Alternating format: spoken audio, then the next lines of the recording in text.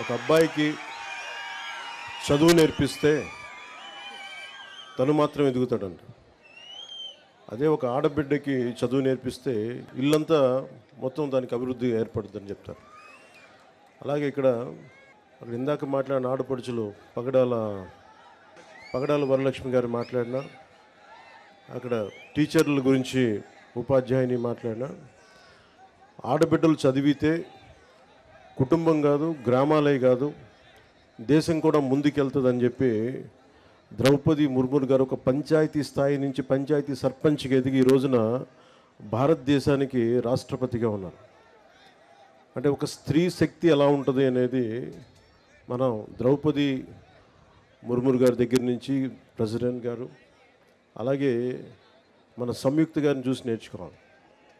నేను మనస్ఫూర్తిగా ఎందుకు మైసూరావారిపల్లికి వచ్చాను అని అనడానికి, అసలు పంచాయతీ వ్యవస్థ నిర్వీర్యమైపోయిన సమయంలో, పంచాయతీ ఎన్నికలంటే భయపడే సమయంలో, గత ప్రభుత్వ సమయంలో రోడ్ల మీదకి రావడానికి కూడా చాలా అనుభవం ఉన్న నాయకులు కూడా భయపడే పరిస్థితిలో ఉండి మిలిటరీలో పనిచేస్తున్న ఒక భర్తని రోడ్లు సరిగ్గా వేయక తన భర్తను కోల్పోయి గ్రామానికి భర్త ఆశయాలను ముందుకు తీసుకెళ్ళాలి అని చెప్పి కారుమంచి సంయుక్త గారు నిలబడి సర్పంచ్గా నిలబడి అత్యంత ప్రతికూల పరిస్థితుల్లో నిలబడి గెలిచిన తర్వాత నాకు నిజంగా గుండె కదిలించేసింది. నేను ఆ రోజున కారుమంచి సంయుక్త గారికి నిలబడ్డప్పుడు నేను ఒకటే కోరుకున్నాను. ఆ రోజున అందరినీ, పంచాయతీలు చాలా కీలకం. 13,326 పంచాయతీలు మనకి. పంచాయతీలు చాలా కీలకం. అందరూ గ్రామాలు వదిలేద్దాం, బయటికి వెళ్ళిపోదాం అనుకుంటారు. కానీ పంచాయతీని ఎవరైతే కీలకంగా పట్టుకుంటారో, పంచాయతీ కోసం ఎవరు నిలబడతారో వాళ్ళు ఈ దేశాన్ని కదిలించే నాయకులు అయ్యారు, మామూలు నాయకులు అవ్వలేదు. సో కారుమంచి సంయుక్త నాకు పట్టుదల చూసి ఇలాంటి ఆడబిడ్డలు రాజకీయాల్లో ఉండాలని మనస్ఫూర్తిగా కోరుకుంటే, అది గెలిచి వచ్చిన తర్వాత నాకు చాలా చాలా ఆనందం వేస్తుంది. ఎక్కడ కూడా నేను రాజకీయాలకి అతీతంగా రాష్ట్రాభివృద్ధి కోసం, దేశాభివృద్ధి కోసం సంపూర్ణంగా ఆలోచించేవాడిని. 32 సంవత్సరాలుగా స్వాతంత్ర దినోత్సవ వేడుకలకు కానీ, గణతంత్ర దినోత్సవ వేడుకలకు కానీ 100 రూపాయలు, 200 రూపాయలు ఇచ్చేవాళ్ళు మైనర్ మేజర్ పంచాయతీలకి. అదే నేను మన కృష్ణతేజ గారికి, కమిషనర్, ఇంకా మన పంచాయతీరాజ్ వారికి ఒకటే చెప్పాను, ప్రతి గ్రామానికి, పంచాయతీకి దేశభక్తి ఇక్కడి నుంచే రావాలి, బయటికి దేశభక్తి ఇక్కడి నుంచే ఉబకాలి. ఏం చేద్దామంటే ఆ చర్చలో ఒకటే వచ్చింది, ముందు మన జాతీయ జెండాకి గుండెల నిండుగా శాల్యూట్ కొట్టే పండగ ఇది, మన త్యాగాలను గుర్తుపెట్టుకునే పండుగ ఇది. దీనికి ఎలా పెంచాలని ఆలోచించినప్పుడు మేమందరం నిర్ణయం తీసుకొని 100 రూపాయలని 10,000 రూపాయలు, 250 రూపాయలని 25,000 రూపాయలు చేసాం. ఇప్పుడు దాకా ఎవరు చెయ్యడానికి ఆలోచన రాలా. ఉన్న నిధుల్ని సంయుక్త గారు సర్పంచ్గా ఛార్జీ తీసుకున్న వెంటనే పనులు చేయిద్దాం, అందరూ గ్రామస్తులందరూ గెలిపించారని చూస్తే నిధులు వచ్చినాయి, నిధులు వెంటనే వెళ్ళిపోయినాయి అని చెప్పారు. సర్పంచ్లందరితో మాట్లాడారు. మేము రాజకీయాలకు అతీతంగా చేస్తాం అని చెప్పడానికి ఒకటే ఒక కారణం ఏంటంటే, 13,326 పంచాయతీల్లో తెలుగుదేశం సర్పంచులు కానీ, జనసేన సర్పంచులు కానీ అందరూ కలిపితే 3వ వంతు ఉంటే ఎక్కువ. 70% అందరూ వైసీపీ తరఫున పోటీ చేసిన సర్పంచ్లే. అయినా కానీ వాటిని దాటి అన్ని పంచాయతీలకి 10,000 రూపాయలు, 25,000 రూపాయలు పంచాం. ఇది మా చిత్తశుద్ధి గ్రామాల వైపు. అంతేగాని ఎవరు దాన్ని అసారథ్యం వహిస్తున్నారు కాదు, మన గ్రామాలకి ఏం కావాలి అని ఆ చిత్తశుద్ధిని చూపించడానికి. అలాగే ఈ రోజున నాతో పాటు వేదిక మీద ఉన్న మైసూరావారిపల్లి సర్పంచ్ శ్రీమతి కె సంయుక్త గారికి, గౌరవ మంత్రివర్యులు రోడ్లు రవాణా శాఖ మాత్యులు శ్రీ మండిపల్లి రాంప్రసాద్ రెడ్డి గారికి, రైల్వే కోడూరు గౌరవ ఎమ్మెల్యే శ్రీ ఆరవ శ్రీధర్ గారికి, తిరుపతి గౌరవ ఎమ్మెల్యే శ్రీ ఆరణి శ్రీనివాసులు గారికి, కేరళ నుంచి ఆంధ్రప్రదేశ్ బాగు కోసం తన వంతు కృషి చేయడానికి వచ్చిన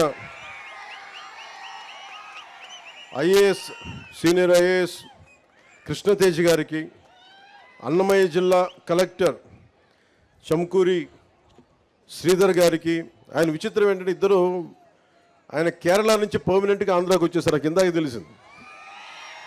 ఎంత ప్రేమ ఉండాలో చూడండి. అలాగే అన్నమయ్య జిల్లా joint collector Shri Adarsh Rajendran IAS గారికి, రాజంపేట సబ్ కలెక్టర్ శ్రీమతి నిధ్యాదేవి గారికి, అలాగే ఇక్కడ ఉన్న Shri B Mani MPTC railway Koduru గారికి, శ్రీమతి నూకా నందిని వార్డు మెంబర్ గారికి, వరిజేటి వెంకటాచలపతి గారికి, శ్రీమతి సాధు మునిమ్మ గారికి, శ్రీ సామ అమరావతి గారికి, మాదాసు శిరీష గారికి, వేదిక పైనున్న నాయకులు తాతంశెట్టి నాగేంద్ర గారికి, జోగినేని మణి గారికి, వెంకటేష్ గారికి, పగడాల చంద్రశేఖర్ గారికి, వరికూట నాగరాజు గారికి, ఇతర సర్పంచులు మురళీధర్ గౌడ్ గారికి, జి సుబ్బారెడ్డి గారికి, ఎస్ సుబ్బారెడ్డి గారికి, శ్రీ సుబ్బారెడ్డి గారికి, శ్రీ కట్ట ఉమాదేవి గారికి, పోతురాజు నవీన్ గారికి, శ్రీనివాసులరెడ్డి గారికి, తిరుపాల్ కె గోవిందనాయుడు గారికి మనస్ఫూర్తిగా నా హృదయపూర్వక నమస్కారం. చెంగల్రాయుడు గారిని ఎలా మర్చిపోతామే, మీరు నాకు చెప్పాలా?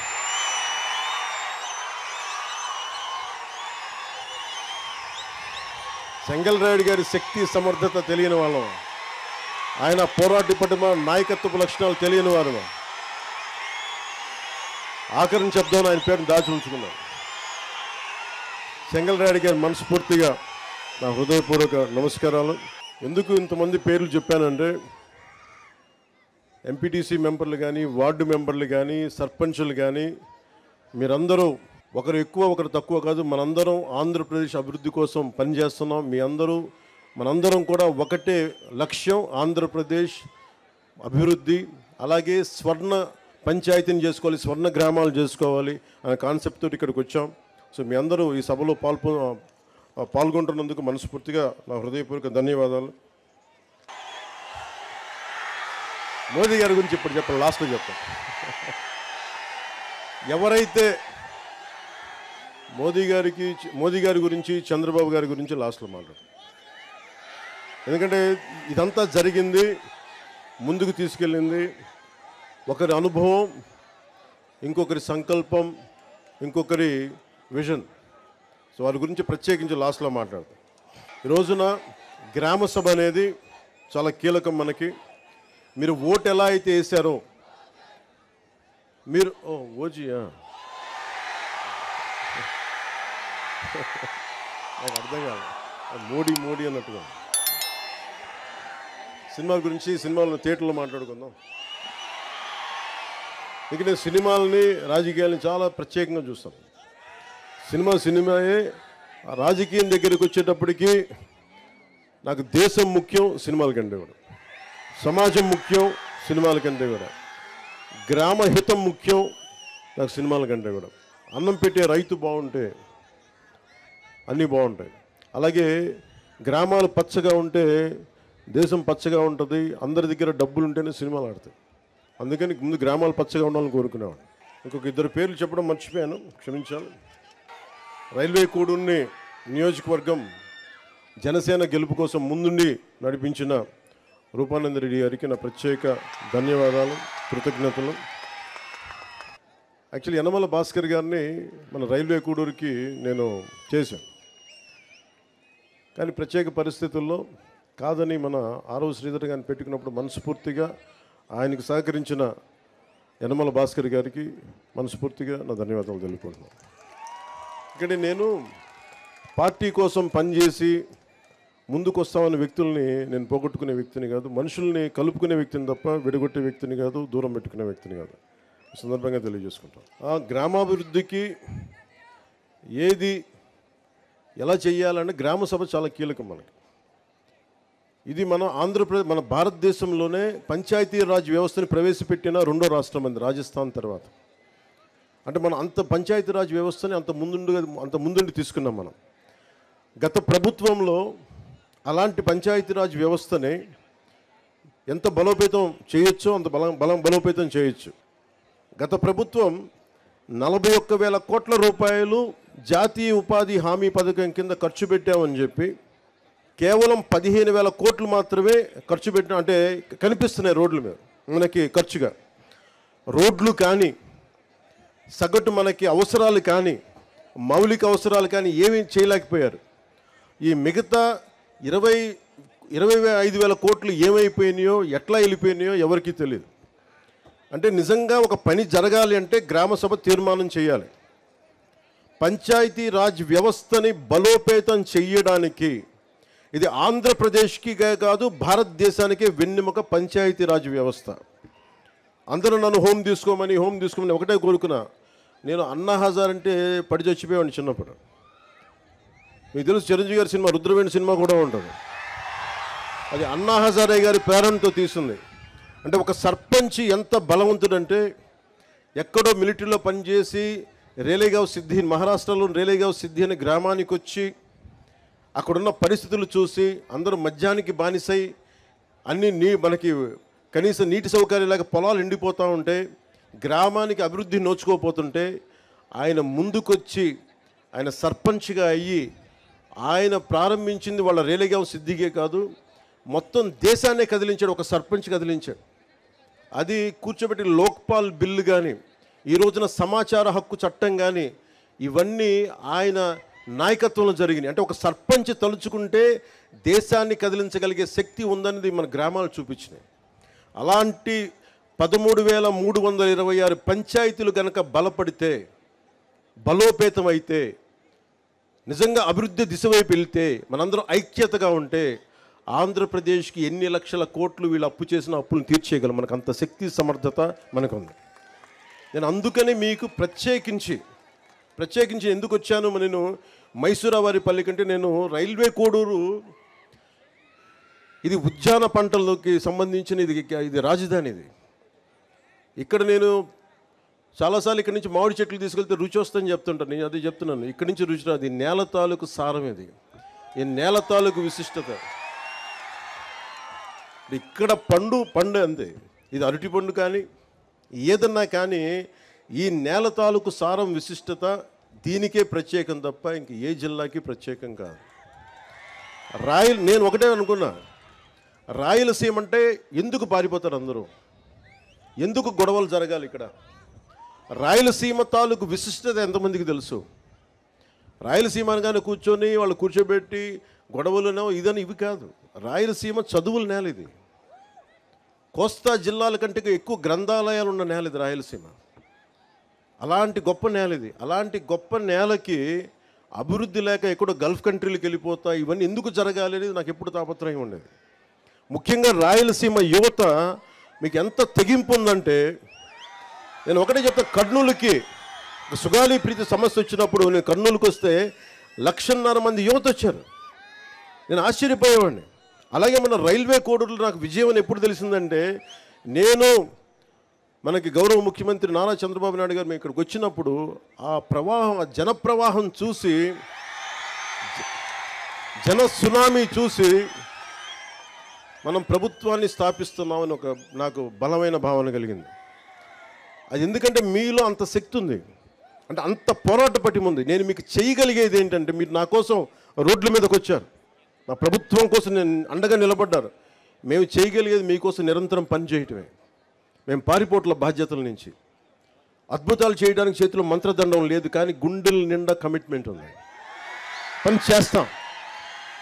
నేను చాలా సభల్లో చెప్పాను, శ్రీ నారా చంద్రబాబు నాయుడు గారి అనుభవం ఎందుకు రాష్ట్రానికి అవసరమని చూస్తే, ఇన్ని అప్పుల్లో ఉండి ఎన్నిసార్లు రివ్యూ చేసినా డబ్బులు లేవు ఏ అకౌంట్స్లో కూడా.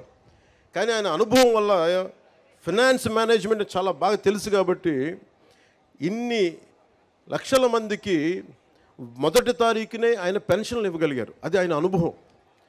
నాకు ప్రజాదరణ ఉండొచ్చేమో, కానీ పరిపాలన అనుభవం లేదు. నేను నాకంటే బాగా ఆలోచించగలిగే వాళ్ళని, నాకంటే రాష్ట్రం కోసం పనిచేసే వాళ్ళ వెంట నడవడానికి, వాళ్ళ వెనక నడవడానికి, వాళ్ళ పక్కన నడవడానికి, నేర్చుకోవడానికి నేనే సంకోచించే వ్యక్తిని కాదు. అలాంటి అనుభవజ్ఞుడి దగ్గర, అలాంటి పరిపాలనా దక్షత ఉన్న గౌరవ ముఖ్యమంత్రి చంద్రబాబు గారి దగ్గర నేర్చుకోవడానికి నేను ఎప్పుడు సంసిద్ధతగానే ఉంటాను తప్ప నేను దాన్ని ఏమాత్రం తక్కువ అనుకోను. ఇది ఎందుకు మీకు దృష్టికి తీసుకొస్తున్నానంటే, ఇన్ని కోట్ల మంది ప్రజలకి ఒక నాయకులు సరిపోరు. చాలామంది నాయకుల సమూహం కావాలి. అది గ్రామాల నుంచి రాష్ట్రాల దాకా నాయకుల సమూహం కావాలి. అలాంటి నాయకుల సమూహం కోసం నేను తాపత్రయం. నేను మీకు ఒకటే విన్నవించుకుంటామన్నా, ఇది ఈ రోజున రైల్వే కోడూరు కోసం ఒక్కటే పెట్టింది కాదు, ఒక మైసూరావారిపల్లి కోసం పెట్టింది కాదు.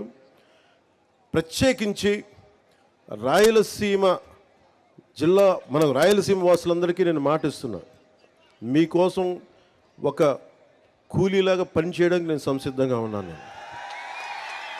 మీకు కష్టం వస్తే, నేను ఆ రోజున అన్నమే పింఛా డ్యామ్ తెగిపోతే ఆ రోజు నేను ఎంత బాధపడ్డానో, తెలిసి డ్యామ్ తెగుతుందని తెలిసి కూడా ఇసుక కోసం అంతమంది అన్ని పశువులు, అంత ఆస్తి నష్టం, అన్ని ప్రాణాలు పోయారు జస్ట్ ఇసుక కోసం.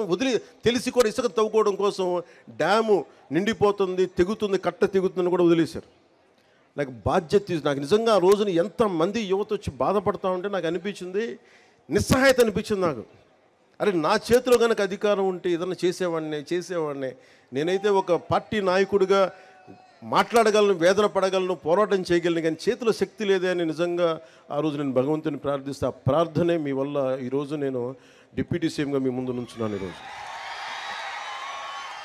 ఇదేదో నాకు అలంకారం కాదు, ఇది బాధ్యత. ఇది నేను ఎప్పుడు నిరంతరం పనిచేయడానికే సంసిద్ధంగా ఉన్నాను. మీకోసం అహర్నిశలు పనిచేస్తాం. గ్రామ సభ చాలా కీలకం. ఇందాక సంయుక్త గారు మాట్లాడుతుంటే గ్రామానికి ఎంత ఖర్చు అయింది, ఎంత డబ్బు వచ్చింది, ఏ హెడ్స్ మీద ఖర్చు పెట్టామని ఎలా చెప్పారు, అన్ని ఇది మీకు తెలిసి ఈ రోజున ఈ గ్రామ సభ కనుక మైసూరావారిపల్లి సమస్య, మైసూరావారిపల్లి గ్రామం ఖర్చులు రాష్ట్రమే కాదు ప్రపంచంలోనే ఎక్కడ తెలుగువాడున్నా వాళ్ళకి అర్థమవుతుంది. అంటే ఒక నిజంగా పారదర్శకత, జవాబుదారీతనం అంటే ఇదే. ఆవిడ క్లీన్గా చెప్పారు. అలాంటిది మీకు దాదాపు 41,000 కోట్లు ఖర్చు పెట్టారు. మన డబ్బు అది, గత ప్రభుత్వ నాయకుల డబ్బు కాదు, మన డబ్బు అది, మన శ్రమ, మన రక్తం ధారపోస్తే వచ్చిన డబ్బు అది. ఆ డబ్బును ఎవరు పట్టించుకోలేదు. ఈరోజు మీరు అంటారు ఉద్యోగాలు లేవు, మాకు ప్లే గ్రౌండ్ లేదు, మనకి అది కనీస ధర్మం కదా. మనకి స్కూల్స్ కట్టేస్తాం, బిల్డింగ్లు కట్టేస్తాం, కానీ పిల్లలు ఆడుకోవడానికి, శారీరక దృఢత్వం పెంచుకోవడానికి ప్లే గ్రౌండ్ లేదంటే నేను నిజంగా ఆశ్చర్యపోయాను. కలెక్టర్ గారిని ఒకటే అడిగాను, అసలు ఎంత భూమి ఉంది పంచాయతీ కింద అంటే, ఎన్నో సెంట్లు భూమి. ఎన్ని సెంట్లు సార్ చెప్పారు? 8, కరెక్టే కదా. పంచాయతీ కింద నేను అనుకున్నాను ప్రతి పంచాయతీ కనీసం ఒక 25-40 ఎకరాల భూమి ఉంటుంది అనుకుంటే 8 సెంట్ల భూమి మాత్రమే ఉంది. 8 సెంట్లు ఏమి ఇవ్వగలను చెప్పండి. బిల్డింగ్లు కట్టుకోవడానికి కనీసం ఒక దాదాపు ఎంతది 8 సెంట్లు ఎన్ని గజాలు? 450 గజాలు మాత్రమే మనకి ప్రభుత్వ స్థలం ఉంది రైల్వే కోడూరులో. ప్లే గ్రౌండ్ నుంచి ఎక్కడి నుంచి తెస్తాం? హాస్పిటల్ కావాలంటే ఎక్కడి నుంచి తెస్తాం?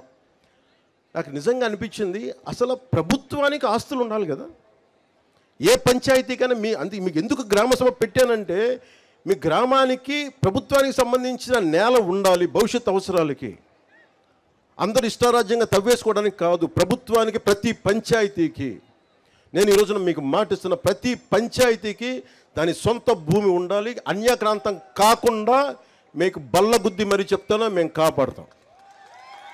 అవసరమైతే ప్రభుత్వ భూముల్ని కబ్జా చేసే వాళ్ళకి ప్రత్యేకంగా కొత్త గుండా యాక్ట్ కూడా ఓపెన్ చేస్తాం. ఎక్కడికి వెళ్తాను చెప్పండి? అన్ని ప్రైవేట్ పరం అయిపోతే, గత ప్రభుత్వ నాయకులు మాట్లాడేవాళ్ళు కదా క్లాస్ వార్ అని. క్లాస్ వార్ అంటే ఏంటి? ఒకరి దగ్గర మొత్తం సొత్తు ఉండిపోయి మిగతా వాళ్ళని కంట్రోల్ చేయడం. ఈరోజు చెప్పండి, మైసూరావారిపల్లి దగ్గర ప్రైవేట్ వ్యక్తుల దగ్గర ఉండిపోయింది, కానీ ఎందుకు ప్రభుత్వ భూములు ఎందుకు లేవు ఇక్కడ? ఈరోజున మనకు నిజంగా ఒక కాలేజీలు లేవు, మనకి కూర్చోబెట్టి ఒక ప్లే గ్రౌండ్ లేదు, పిల్లలు ఆడుకోవడానికి ఇవన్నీ లేదు, ప్రభుత్వ స్థలాలు లేవు. ఏమైపోయినాయి? అడిగేవాళ్ళు ఎవరు లేరు. ఈ రోజున గ్రామ సభ తాలూకు ముఖ్య లక్ష్యం ఏంటంటే, అసలు మన గ్రామంకి మనకు కావాల్సిన ఆస్తులు ఏంటి, ఏమేమి ఉన్నాయి, ఏ మౌలిక సదుపాయాలు ఉన్నాయి, ఏ మౌలిక సదుపాయాలు లేవు, ఏం కావాలి, భవిష్యత్తులో మనకు రాబోయే తరాలకి ఏమేమి అవసరాలు ఉన్నాయి, మీరందరూ కూర్చొని నిర్ణయం చేసుకుంటే తప్ప. ఎందుకంటే వ్యక్తిగత ఆస్తులు ఉండటం వేరు, కానీ ప్రభుత్వ పరంగా పంచాయతీకి ఆస్తులు లేకపోతే మీరు ఎంతసేపు ప్రైవేట్ వ్యక్తుల దగ్గర దేహి అని అనాలి. ఈ రోజున మైసూరావారిపల్లి దుస్థితి ఏంటంటే దాతల్ని అడుక్కోవాల్సిన పరిస్థితి ఉంది ప్లే గ్రౌండ్కి. ఒక బిడ్డ, ఇది బేసిక్ కాన్స్టిట్యూషనల్ రైట్. ఇది ఒక బిడ్డ ఆడుకునే హక్కు, చదువుతో పాటు ఆడుకునే హక్కు ఉంది. ఆ హక్కు కోసం ప్లే గ్రౌండ్స్ లేవు. నేను మీకు మాటిస్తున్నా, దాతలు కనుక ముందుకు వస్తే నేను డిప్యూటీ సీఎం ఆఫీస్ నుంచి నేను ప్రత్యేకంగా నిధులు సమకూర్చుకొని ఇక్కడ ప్లే గ్రౌండ్ ఏర్పాటు చేసే బాధ్యత మేము తీసుకుంటాం. అది నాకు కొంచెం దాతలు ముందుకు రావాలి. మనకి కోల్డ్ స్టోరేజ్ కావాలి. ఇక్కడ చుట్టుపక్కల 4,000 ఎకరాలు మామిడి పంట, 3,000 ఎకరాల నుంచి అరటి దిగుబడి, 1,500 ఎకరాల నుంచి బొప్పాయి తోట వస్తాయి. ప్రతిరోజు 200 లోడ్లు పంట లారీలకి దిగుబడి ఉంది ఇక్కడ. వెంటనే కోల్డ్ స్టోరేజ్ కావాలి. మీకు పండ్లని మగ్గబెట్టే కేంద్రం కావాలి. పండ్లని పండిన పండ్లను నిల్వ ఉంచే కేంద్రం కావాలి. నేను ఇది ఒక్క మైసూరావారిపల్లికి ఇవ్వట్లేదు. నేను ప్రత్యేకించి డిప్యూటీ సీఎం ఆఫీస్ నుంచి ప్రత్యేకంగా పర్యవేక్షించి రైల్వే కూడూరుని మనకి పండ్ల రాజధానిగా చేసే బాధ్యతలో క్రమంగా కోల్డ్ స్టోరేజెస్ ఏర్పాటు చేసే బాధ్యత నేను ప్రత్యేకించి నా ఆఫీసే పర్యవేక్షిస్తాను. ఇది గౌరవ ముఖ్యమంత్రి శ్రీ చంద్రబాబు గారి దృష్టికి నేను తీసుకెళ్ళి, ఇది ఎందుకు చెప్తున్నానంటే, ఇది మీకు ప్రతి పంచాయతీకి ఒక శక్తి ఉంటుంది. ప్రతి పంచాయతీకి ఉదాహరణకి అరకు గ్రామంలో అరకు కాఫీ పెట్టారు. ఈరోజు ఎక్కడికి వెళ్ళినా ప్రపంచవ్యాప్తంగా అరకు కాఫీ ఉంది. అలాగే మన సత్యసాయి జిల్లాలో లేపాక్షి చేతి వృత్తుల మీద ప్రత్యేకంగా లేపాక్షి పంచాయతీ ఉంది. బాపట్ల నియోజకవర్గం వేటపాలెంలో జీడిపప్పుది ప్రత్యేకంగా దానికి ఉంది. అలాగే చిలకలపూడి, కృష్ణా జిల్లాలోని చిలకలపూడి గ్రామంలో కలంకారీ ఆట చాలా గొప్పగా ఉంది. అది ప్రత్యేకత ఆ గ్రామానికి. సో మన మైసూరావారిపల్లికి కానీ మన రైల్వే కూడూరులో ఉన్న 112 పంచాయతీలకు కానీ ప్రత్యేకత ఏంటి? ఒక్కొక్క పంచాయతీకి ప్రత్యేకత ఏంటి? ఈ 112 పంచాయతీలకి మన ప్రత్యేకత ఏంటి? మన మైసూరావారిపల్లికి పంచాయతీ ప్రత్యేకత ఏంటి? ఇవన్నీ మీరు దృష్టిలో పెట్టుకుని గ్రామ సభ ఈరోజు నేను వచ్చి వెళ్ళిపోతాను కదా. ప్రతి సంవత్సరం మనకి 4 గ్రామ సభలు పెడతాం. అంటే మీరు గుర్తుపెట్టుకోండి, ఈ 5 సంవత్సరాల్లో దాదాపు 20 గ్రామ సభలు ఇలాంటివి జరగాలి. ప్రతి గ్రామ సభకి ప్రజాప్రతినిధులు, నాతో పాటు ప్రతి ప్రజాప్రతినిధులు పాల్గొని ప్రజల్ని మిమ్మల్ని మీకు అవేర్నెస్ ఇవ్వాలి. మీకు ఇందాక నేను మీరు నిర్ణయాలు తీసుకుంటా ఉంటే మీరు ఆమోదం తెలపండి అంటే చాలామంది చేతులు ఎత్తడానికో, అంటే ఇక్కడ బయట వాళ్ళు కూడా ఉన్నారు, బయట గ్రామ పంచాయతీ నుంచి కూడా. ముఖ్యంగా మీరు చేతులు ఎత్తడానికి మీకు అర్థం కావట్లేదు ఇంకా. అందుకని మీరు నిరంతరం ఈ పని జరిగే వరకు మీరు పర్యవేక్షిస్తూనే ఉండాలి. నేను ఇంకోటి, పంచాయతీరాజ్ బాధ్యత తీసుకోగానే వెంటనే ఏం చెప్పానంటే, అసలు డిస్ప్లే బోర్డు రోడ్లు వేసి, ఇందాక మన రోడ్ల ప్రమాదాల మీద అందరూ రోజుకి 2 ప్రమాదాలు గురవుతారు, కనీసం వాళ్ళు చనిపోతున్నారు బిడ్డలు అంటుంటే నేను ఒకటే అనిపించింది, ఎన్ని రోడ్లు వేసాం మనం? ఈ రోడ్లకి కాంట్రాక్టర్ ఎవడు? ఎన్ని కోట్లతో ఈ రోడ్లు వేశారు? సీసీ రోడ్లు కానీ, లేదంటే మనకి ఈ R&B రోడ్లు కానీ ఎవరు కాంట్రాక్టర్స్ తెలియదు మనకి. డిస్ప్లే బోర్డ్స్ ఉండవు, సిటిజన్ ఇన్ఫర్మేషన్ బోర్డు ఉండదు మనకి. అది పౌర హక్కుల సమాచారం ఇవ్వాలి. అది నేను ఒకటే చెప్పాను పంచాయతీరాజ్ ఉన్నతాధికారులందరికీ, ఏ పని చేసినా ఎవరు కాంట్రాక్టరు, ఎన్ని లేయర్తో రోడ్లు వేశారు, అంటే మా కేరళ తరహా పంచాయతీలు ఎలా ఉంటుందంటే ఎన్ని స్థాయిలో ఎన్ని లేయర్స్ రోడ్లు వేశారు చెక్ చేసుకోవచ్చు. అంత అవగాహన ఉంటే తప్ప మన పంచాయతీల్లో మన డబ్బులు సద్వినియోగం కావు. మీ చేతుల్లో ఉంది పంచాయతీ. మైసూరావారిపల్లితో మీరు ప్రారంభించండి. ఈ రోజున 13,326 పంచాయతీలు ప్రజలందరికీ చెప్తున్నాను, దీన్ని వేదికను పెట్టుకొని. మీ చేతుల్లో ఉంది ఇది. మీరు శక్తిని కొద్దిమంది చేతుల్లో దారబోస్తారా? మీ పంచాయతీలకు మీరు బాధ్యత తీసుకొని మా పని జరగలేదు, జరిగినాయి, ఏది కావాలని మీరు బాధ్యత తీసుకోకపోతే మటుకు నాలాంటి వాళ్ళు ఒక 10,000 మంది వచ్చినా ఈ దేశాన్ని మార్చలేరు, మన రాష్ట్రాన్ని మార్చలేరు. కానీ మీరు మట్టుక రోడ్ల మీదకి వచ్చి మాట్లాడితే మొత్తం సమూలంగా మారిపోతాయి. ఒక్కొక్క పంచాయతీ ఒక్కొక్క రేలేగాం సిద్ధవుతుంది. అన్నా హజారే నాయకత్వంలో ఒక్కొక్క పంచాయతీ ఒక్కొక్క రేలేగాం సిద్ధవుతుంది. స్వయం పోషక పంచాయతీలు అవుతాయి. స్వర్ణ పంచాయతీ గురించి చంద్రబాబు గారు మనం మాట్లాడుకుంటున్నప్పుడు ప్రతి గ్రామంతో భవిష్యత్తు ఏంటంటే, మీకు ఇక్కడే కూర్చున్న యువతకి మీరు ఎక్కడో విదేశాలకు వెళ్ళిపోతాం, తల్లిదండ్రులను వదిలేసి. పగడాల లక్ష్మి గారు మాట్లాడుతుంటే ఇందాక ఎక్కడ విదేశాలకు వెళ్ళిపోతూ ఉన్నారు మనం మా చదువుకున్న ఇక్కడ బిడ్డలందరూ. ఇక్కడే ఉపాధి అవకాశాలు కావాలి. ఆవిడ ఎంత చక్కగా మాట్లాడారంటే స్కిల్ డెవలప్మెంట్ యూనివర్సిటీ కావాలి. ఒక్క పురుషుడు అడగలేదు ఈరోజు దాకా, కానీ ఒక ఆడబిడ్డ అడిగింది. ఇంకా చెప్పండి, నాకే ఐడియా రాలేదు. స్కిల్ డెవలప్మెంట్ సెన్సస్ తీసుకోవాలని అనుకున్నాం, కానీ స్కిల్ డెవలప్మెంట్ యూనివర్సిటీ పెట్టాలంటే ఒక ఆడబిడ్డ చెప్పగలిగింది. అందుకే నేను నారీ శక్తిని తక్కువ అంచనా చేయను. నారీ శక్తి లేకపోతే ఈ దేశమే ఆగిపోద్ది, ప్రపంచమే ఆగిపోద్ది. అలాంటి నారీ శక్తికి నేను వందనాలు అర్పిస్తున్నాను.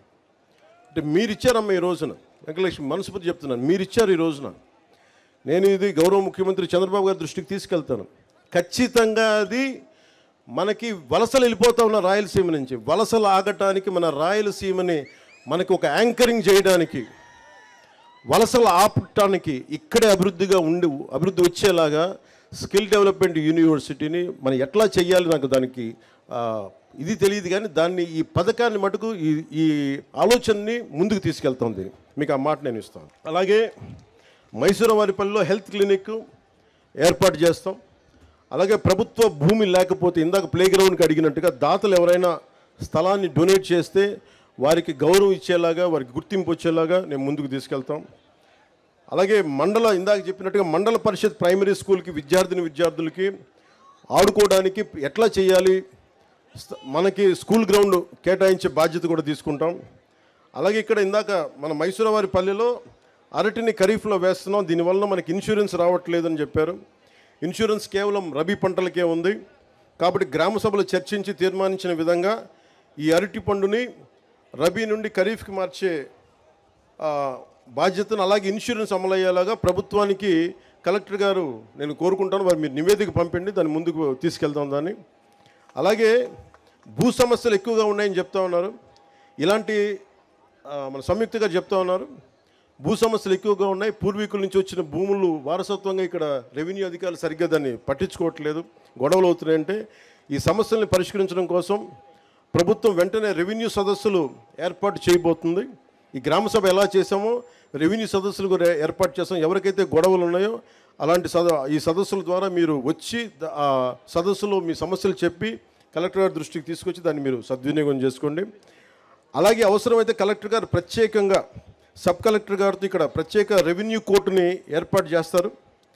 ఆ రెవెన్యూ కోర్టుని ఏర్పాటు చేసే పరిస్థితిని తీసుకొచ్చి ప్రతి సమస్యకి క్షుణ్ణంగా పరిశీలించి న్యాయం చేస్తాం. అలాగే వెరైటీస్ గనులు ఇక్కడ ఉన్నాయి. దాదాపు ప్రపంచంలో 90% నిల్వలు ఇక్కడే ఉన్నాయని చెప్తూ ఉంటారు. కానీ దురదృష్టవశాత్తు ఇక్కడ ప్రతి గ్రామంలోనే మనకి 30-40 మంది యువత ఉన్నారు, బీటెక్లు చదివి డిగ్రీలు చదివి ఉద్యోగాలు లేవని. గత ప్రభుత్వం మీకు ఏం చెప్పారు, 70% స్థానికులకే ఉద్యోగాలని చెప్పారు, ఉపాధి అవకాశాలని చెప్పారు. వేరే జిల్లాల నుంచి రాకూడదు, వేరే రాష్ట్రాల నుంచి రాకూడదని నా ఉద్దేశం కాదు, కానీ ఇక్కడ ప్రాధాన్యత ఇవ్వాలి. అది 70% ఇస్తామా, 80-30% ఇస్తామా, ఎంతో శాతంగా నాకు తెలియదు, కానీ దాని గురించి ప్రత్యేక దృష్టి పెట్టాలి. ఖచ్చితంగా ఇక్కడ స్థానికంగా ఉన్న యువతకి ఉపాధి అవకాశాలు లభించేలాగా, అది వెరైటీస్లో కానీ లేదంటే ఇక్కడ వచ్చే పరిశ్రమల్లో కానీ ఏదైనా సరే ముందు స్కిల్స్ డెవలప్మెంట్ ఎన్హాన్స్ చేసి ద్విగుణీకృతం చేసి మీకు ఉద్యోగ అవకాశాలు రావాలి, దాని చొరవ తీసుకుంటాం. అలాగే ఏపీ ప్రత్యేకించి వెరైటీస్కి సంబంధించి ఏపీ మినరల్ డెవలప్మెంట్ కార్పొరేషన్ వారితో ఒక చర్చను ఏర్పాటు చేస్తాం, ఎస్పెషల్లీ ఉపాధి అవకాశాల గురించి. ఆ దిశగా కలెక్టర్ గారిని కూడా ఒకసారి దృష్టి పెట్టండి దీని మీద. ఎందుకంటే యువతకి అన్రెస్ట్ రాకూడదు, వారి అంటే ఎక్కడి నుంచి వచ్చిన యువత అయినా కానీ అందరూ బాగుండాలని కోరుకునేవాడిని తప్ప ప్రత్యేకించి స్థానికంగా మనకు వెరైటీస్ ఇక్కడుండి మన ఉపాధి లభించట్లేదనేది కోపం మంచిది కాదు. దాని మీద ప్రత్యేకంగా నేను కలెక్టర్ గారి దృష్టికి తీసుకెళ్ళి భవిష్యత్తులో మీరు ఏదైనా అవసరమైతే నా డిప్యూటీ సీఎంఓ ఆఫీస్ దృష్టికి సీఎంఓ ఆఫీస్ దృష్టికి తీసుకురండి, దాన్ని ముందుకు తీసుకెళ్తాం. పంచాయతీ ఆస్తి 8 సెంట్లని తెలుసుకొని నాకున్న భూమిలో 10 సెంట్లు ఇస్తానని ముందుకు వచ్చిన రైతు కారుమంచి నారాయణ గారికి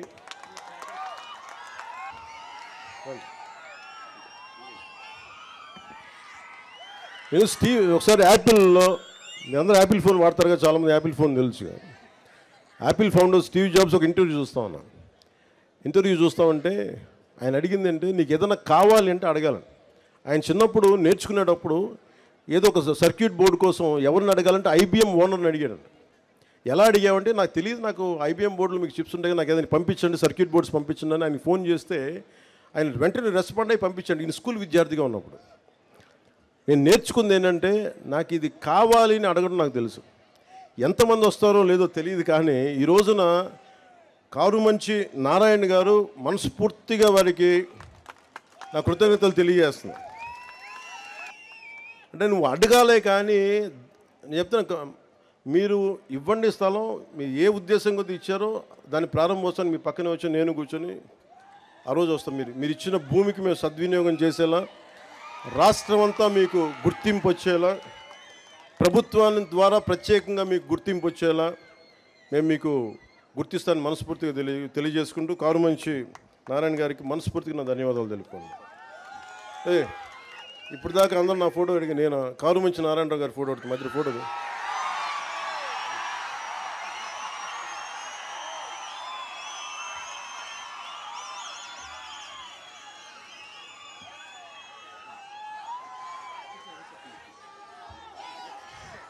నీకు ఏదైనా కావాలంటే అడగండి, అడగడం నేర్చుకోండి. ఇస్తారా లేదా పక్కన పెడితే, నిజంగా మనసు కదిలితే, మన సంకల్పం మంచిదైతే, మన సంకల్పం 10 మందికి మంచి జరుగుద్దంటే చాలామంది దాతలు ముందుకు వస్తారు.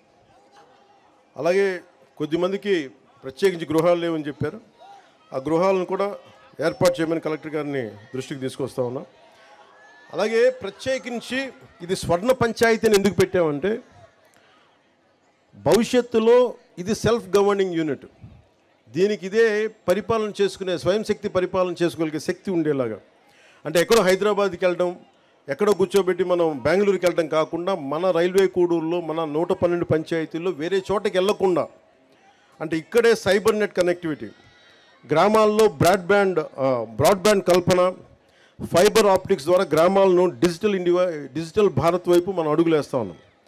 ఇది విద్యార్థులకి నైపుణ్యానికి భాష అడ్డంకి కాకూడదు. నాకు ఇంగ్లీష్ తెలియకపోతే మనం ఏం చేయలేమని కాకుండా 2.7 లక్షల గ్రామాల తమ ప్రాంతీయ భాషలో సాఫ్ట్వేర్ ఉపయోగించుకునే అవకాశం స్వాతంత్ర దినోత్సవం రోజున ప్రధానమంత్రి శ్రీ నరేంద్ర మోదీ గారు కల్పించారు. దీనిని మన రాష్ట్రంలో కూడా అనేక పంచాయతీలు లబ్ధి పొందే అవకాశం ఉంది.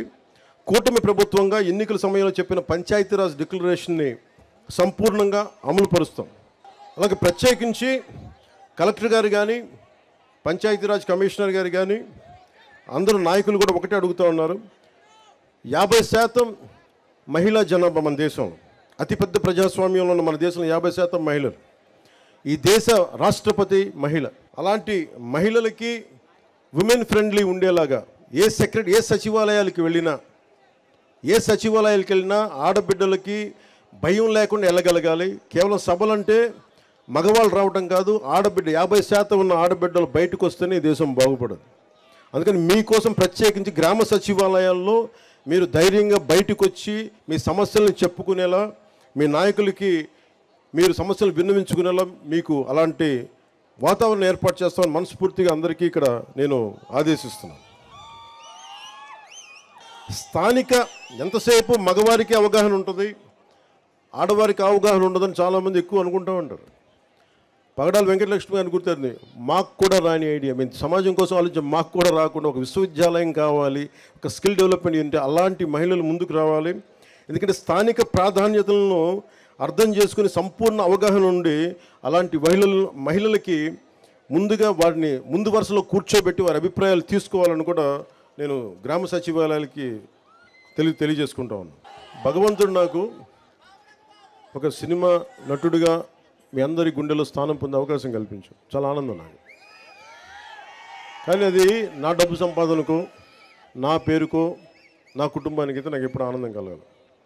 అంటే మీరు కూడా సినిమాగానే చూడండి, సినిమాని మీద అభిమానాన్ని సినిమాగానే చూడండి. కానీ సినిమా వేరు, రాజకీయాలు వేరు. సినిమా వేరు, ప్రజాస్వామ్యం వేరు. సినిమా అనేది ఒక కళ, మన జీవితంలో సాధించలేని అనుకునే చేసేది సినిమా. సినిమాలో ఇదే సినిమా నేను చెయ్యాలి అంటే ఒకడు వచ్చి ఓడిపోయి తిరిగి వచ్చి ఉప ముఖ్యమంత్రి అయ్యాడు, కథ చెప్పడానికి 2.5 గంటలు చాలు. ఒక 3 గంటలు సినిమా తీసేసి అయిపోద్ది. నిజ జీవితంలో అలా ఉండదు కదా. తిట్లు తినాలి, తన్నులు తినాలి, అసలు ఉంటారో లేదో తెలియదు. ఇంట్లో కుటుంబ సభ్యులను తిట్టించుకోవాలి, కేసులు పెడతారు. అటెంప్ట్ మర్డర్ కేసులు పెడతారు.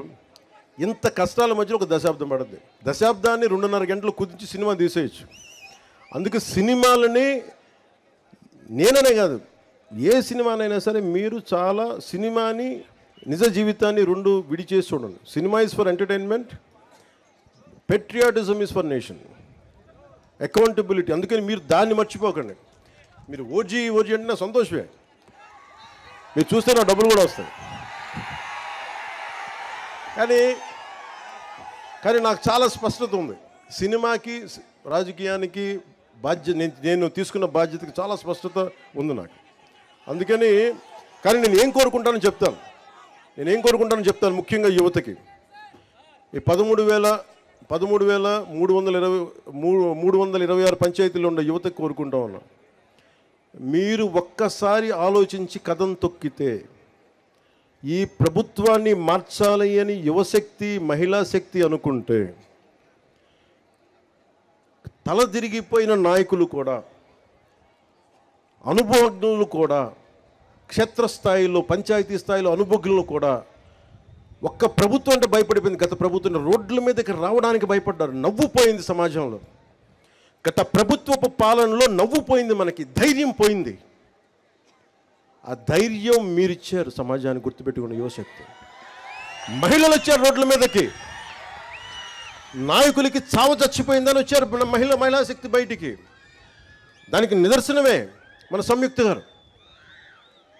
ఉంటే ఉంటాం, పోతే పోతాం, గెలిస్తే గెలుస్తాం, పోతే పోతాం. కానీ నేను ఒక స్టేట్మెంట్ ఇస్తానని వచ్చారు ఆవిడ. అంటే మహిళలు తెగిస్తే కడ్గ తిక్కిన కథ ఉంటుంది కదా.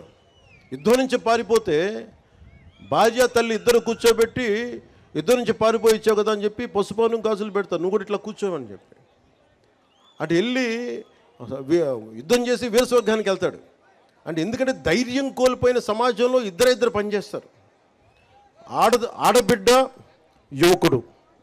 గత ఎన్నికల్లో మీరు ఏం చేసి చూపించారంటే ఇంక ఎప్పటికీ ప్రజాస్వామ్యం ఆంధ్రప్రదేశ్లో ఉండదు, ఎప్పటికీ గత ప్రభుత్వం ఉండేలాగా 30 ఏళ్ళు ఉంటుంది అనుకున్న సమయంలో 151 అసెంబ్లీలు, దాదాపు 20 పైగా 30 పైగా మనకి రాజ్యసభ పార్లమెంట్ సభ్యులు ఉన్నది 11 మంది సభ్యులకి తీసుకొచ్చారు. 4 ఎంపీలకి పట్టుకొచ్చారంటే ఇది మీ సంకల్ప బలం. మాలాంటి వాళ్ళు పోరాటం చేస్తుండొచ్చు, చంద్రబాబు గారు లాంటి అనుభవజ్ఞులు రోడ్ల మీదకి వచ్చి పోరాటాలు చేస్తుండొచ్చు. కానీ మా లాంటి వాళ్ళందరికీ కూడా మీరు వెనక రాకపోతే, యువత మహిళా శక్తి లోపల ఉండి ఇది మారాలని మీరు అనుకోకపోతే ఇంత అపూర్వమైన 164 అసెంబ్లీలు మేము గెలిచే వాళ్ళం కాదు. మీరు అనుకోకపోతే, మీరు అలా అనుకోబట్టే ఈ రోజున గత 15th ఫైనాన్స్ కమిషన్ డబ్బులు గత ప్రభుత్వం చేయలేకపోయింది. వాళ్ళ డబ్బు వాళ్ళు చేయాల్సిన బాధ్యత మేము వచ్చి 998 కోట్లు నిన్న రాత్రికి ప్రతి అకౌంట్లో పడేలా చేసామంటే అది మీరు మాకు బలం ఇస్తే మేము చేయగలిగాం. మీ శక్తి అది. మీరు అనుకుంటే, ఆడబిడ్డలు అనుకుంటే మీ శక్తి. అలాగే ఇంకొక 1500 కోట్లు మళ్ళీ అదనంగా వచ్చేసాం, ఇంకో రాబోయే కాలంలో వస్తాయి. అంటే పంచాయతీల్లో బలం. చాలామంది అంటా ఉన్నారు డబ్బులు లేకుండా గ్రామ సభలు ఏంటి, మేము అబద్ధం ఆడుతున్నాం చెప్పండి. సంయుక్త గారు మొత్తం ఎక్కువ 70% మంది వైసీపీ పంచాయతీ సర్పంచ్లే కదా. వాళ్ళని అడగండి. డబ్బులు పడ్డాయి, అందుకనే గ్రామ సభ పెడతారు మీకు ధైర్యం ఇవ్వడానికి. ఎందుకు యువతకి చెప్తున్నానంటే మీరు సినిమాలో ఆనందం పెట్టండి, తిరగండి, సరదాగా తిరగండి, మీరు విందులు వినోదాలు చేయండి. కానీ సమాజం పట్ల, మీ గ్రామాల పట్ల, దేశం పట్ల బాధ్యత అయితే మర్చిపోకండి. అదొకటే నా రిక్వెస్ట్. మీరు నాకు ఎన్ని చప్పట్లు కొట్టినా, మీరు ఎన్ని లక్షల కోట్ల సార్లు ఓజీ అన్నా, మీరు సీఎం అన్న నాకు ఆనందం రాదు. కానీ మీరు దేశం కోసం నిలబడితే మటుకు నాకు వచ్చే ఆనందం ఎవరికి రాదు. అంత నమ్ముతాను మిమ్మల్ని. అని ఎందుకు నేను ఇంత తపన పడుతున్నాను యువతకి, మహిళల కోసం అంటే మీరే వెన్నెముక ఈ దేశానికి.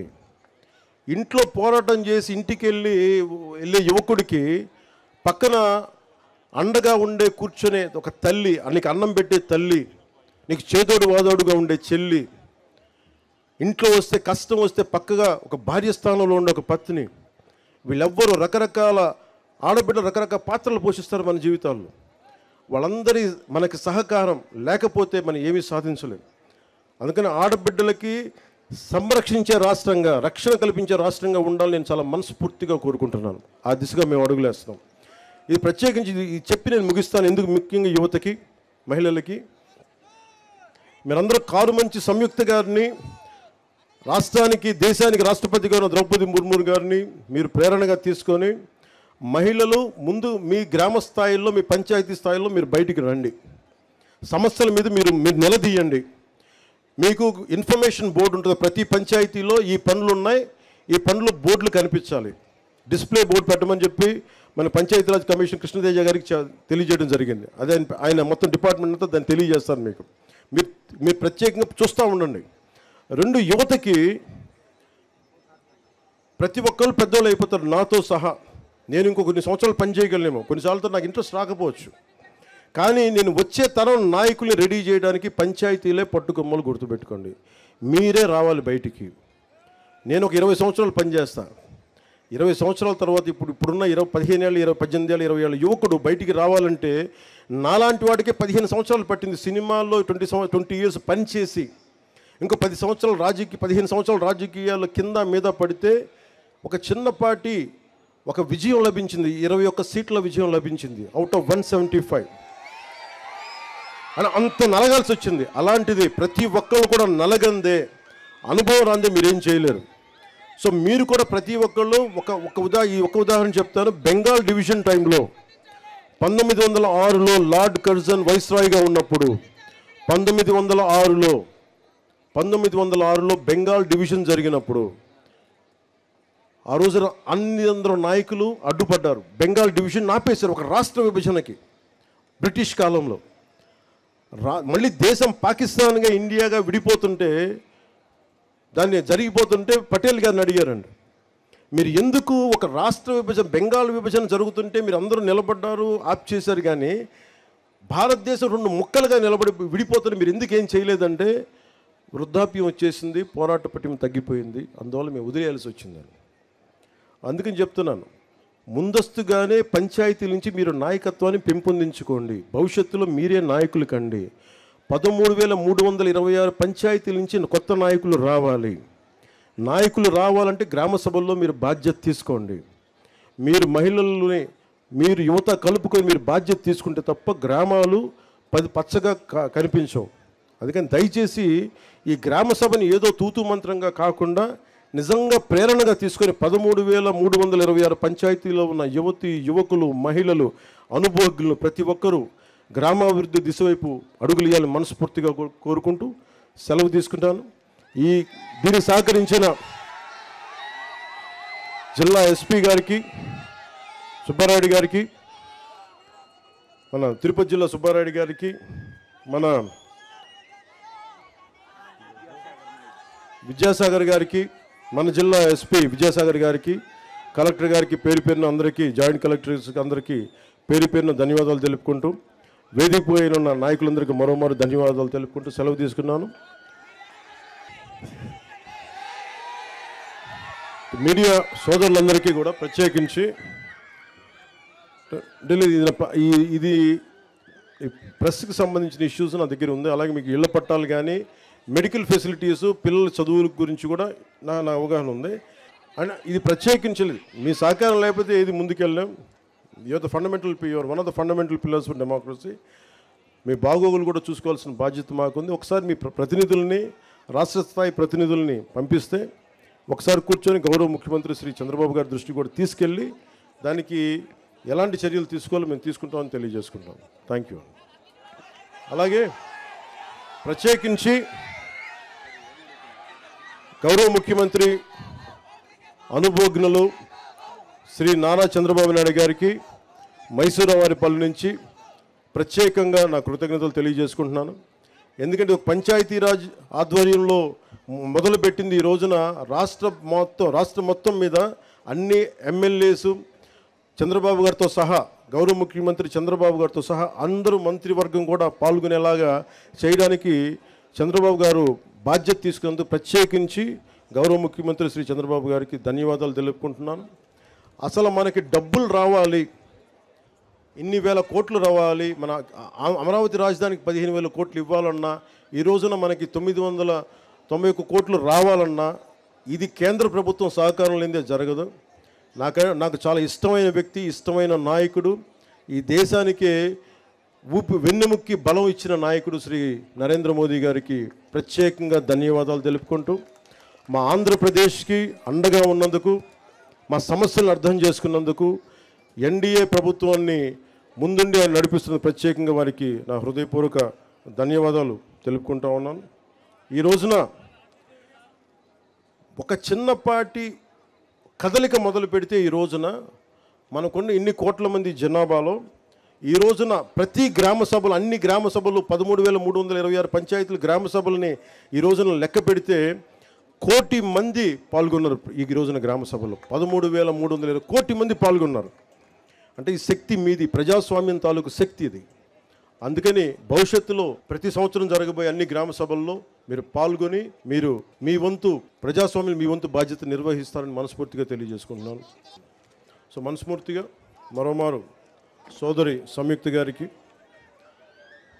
మా ఆడపడుచులకి, పెద్దలకి, వేదిక పైన పెద్దలకి, మా భవిష్యత్తు మీదే.